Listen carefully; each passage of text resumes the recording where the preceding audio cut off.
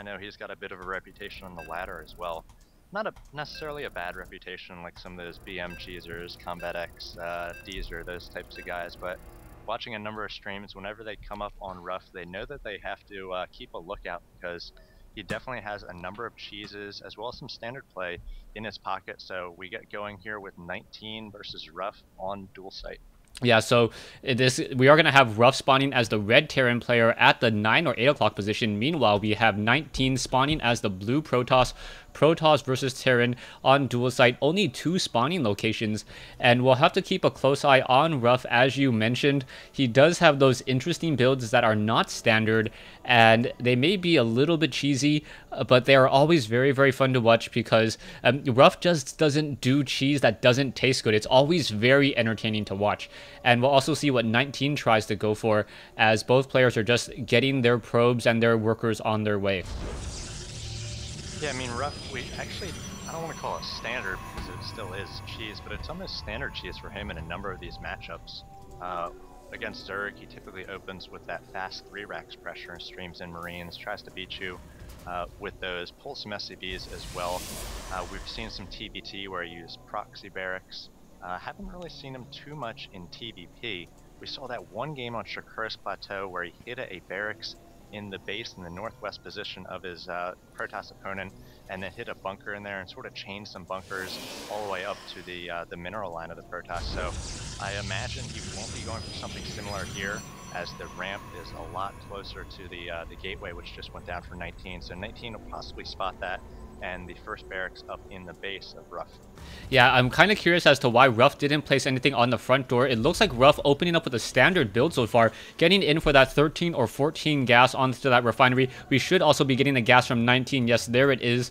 So we will be getting a pylon in just a moment from 19, followed by a cybernetics core. Most likely there's that pylon now, as we can now see the probe being very, very careful to activate the Zelnaga towers before heading up that ramp. What do you make of that?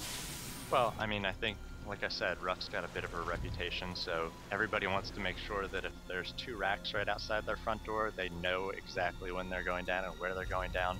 And he's going to make it in here, he's going to see the gas, he's going to see the 1 barracks, and a bit of a gas steal here. So Ruff, if he was going for any sort of 2 gas, Cloak Banshees, something like that, he's going to be a little bit hampered with that gas steal. The assimilator, if it does get finished here for 19, if he doesn't cancel it, and I imagine he will allow that to be finished. So we'll see if that dictates the build order that Ruff has to go for now. Yeah, one of the things that I don't like about the Protoss assimilator is just simply how many hit points it has. It actually has 900 compared to the refinery, which is at 500, or even the Zerg extractor, which sits at 500. On top of that, it does have Protoss armor plating as well, so that gas steal will be there for quite some time, as we are now getting finally a second Marine to destroy this one assimilator. We are also getting that stim pack research underway as well, and it looks as though 19, if he actually places down a Nexus, this may be his undoing. By forcing his opponent to go for, or to deny his gas, he has to know that his opponent most likely will be going either macro by setting up another command center, or perhaps going for a heavy barracks play, and that's exactly what Ruff is doing. Yeah, Ruff being safe here, throwing up a bunker as well. I'm not quite sure about that, though. He doesn't really have anything else to spend minerals on at the moment, unless he wants to add a 3rd racks. He is getting that early stim, as you mentioned, his tech a little bit limited. So just with the 2 racks here, he might try to go for a bit more of a mid-game build. I don't imagine he'll be doing much in the way of aggressiveness just with the 2 racks, but we'll see what he transitions into here. He is getting the 2nd refinery up, just now adding the factory. And you're right, 19 adding that Nexus here. I actually think that might be a good move based on the build that Ruff is going for at the moment. As long as 19 has some detection up at some point, if Ruff does decide to go for some sort of Banshee play, he should be okay. Yeah, I actually think Ruff will most likely be going for a reactor Marines plus Marauders off of perhaps a reactor starport for a lot of Marauder or Marine Marauder drops. But it will be a little bit of time, as we do see the factory about to be completed. Also, we do see a proxy pylon coming in from 19. So 19 with that proxy pylon will be able to warp in units rather easily, and 19 can easily follow this up with perhaps a 4 to 6 gate pressure. You are able to support a lot of production buildings off of 2 bases, and that is definitely going to help him out, as Ruff only has Marines right now, no Marauders in production just quite yet, and that is awfully strange, as Ruff does have barracks with the tech lab. Yeah, getting a little bit of supply block there for a moment, but yeah, it looks like that supply depot will be finishing up here, and I kind of wonder about this. It looks like going to be, as you said, a one-base timing push for Ruff here.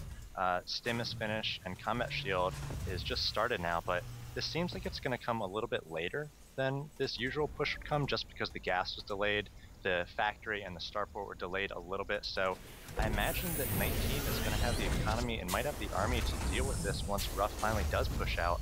And Ruff, just with the one orbital command, the one base at the moment, starting to fall behind a little bit economically. It is 33 harvesters to 26, so we'll see how this goes for him. Yeah, we also do see that the level 1 weapons upgrade about halfway completed, so this is really going to be part of that timing push that we mentioned earlier. We are getting more medevacs trained out. We're probably going to have somewhere in the realm of 3 medevacs by the time Ruff wants to move out, and we'll see how exactly 19 is going to respond. He is going for an Immortal when he really needs to be going for a Colossi. He doesn't have an Observer inside his opponent's space yet. I believe as soon as 19 moves out with this Observer, he will spot this, and now he does see the Marines making their way out in addition to that medevac. Yeah, and Ruff's stimming up a few Marines there to try to clear that tower before the majority of his Marines get to midfield there. He's trying to keep his push out here secret, but 19 does have that Observer right over the army, so he sees this coming, and he's going to have to position here. It looks like he's going to try to use some high ground. A stim comes up from Ruff, and we should see an engagement. Yeah, in come the Marines now. The Marines now trying to chase after many of those units. The Marines, force field now coming in as well, so backing off at just the right moment, as not quite sure what that animation was, as the Marines are now going to engage. There are 2 medevacs in the air providing ground support, and this is going to become a very, very interesting push. There is only two sentries, so the force fields are going to be limited, as now we are engaging back and forth. The Immortal may get taken down using that the stim attack move, pulling back and forth, and a lot of units are going down. The Stalkers unable to engage, and 19 is in a bit of trouble, as the Marines are now simply going to be charging up that ramp, taking down the probes, and now this Nexus may fall. Yeah, 19 doesn't have much in the way of units. 5 Stalkers here and a few Zealots, now getting some sentries in here as well, and he's hoping to get a nice force field, but he misplayed that one a little bit. The Marines were able to escape, and this Nexus will go down. Ruff is expanding behind this, so taking a huge advantage at the moment. We've got no higher tech on the way for 19, so he's going to have to break out of here off of 1 base and these 5 gates, and we do see a bit of a force field there trapping some of those Marines, but the high ground sight given by those medevacs allowing those Marines to be deadly here, just lightening up the army of 19. Yeah, right now Ruff does need 2 additional medevacs. The medevacs that he was currently using are now out of energy, as the Guardian Shield now finally coming up. The Guardian Shield, however, canceled for some strange reason, or perhaps focused down, as more Marines now pushing in. And it looks like Ruff will be able to perhaps continue this push up the ramp. I don't see any more sentries behind this, and that is going to be a problem, as 19 now needs to perhaps get some more units in. Zealots getting destroyed before they even finish warping in, and this is a problem. Ruff now pushing in. These gateways will get taken down. 1 medevac does get destroyed, but it was already out of energy, as the Marines are now going after those probes, and just a surround on 1 Stalker. The Marines now fighting back against more probes. 23 workers already killed, and Ruff taking a huge advantage at this stage. Yeah, and there's the GG from 19. Well played, and vVv Ruff starting things off the right way for vVv Gaming, taking the first game of Wednesday Night StarCraft against 19.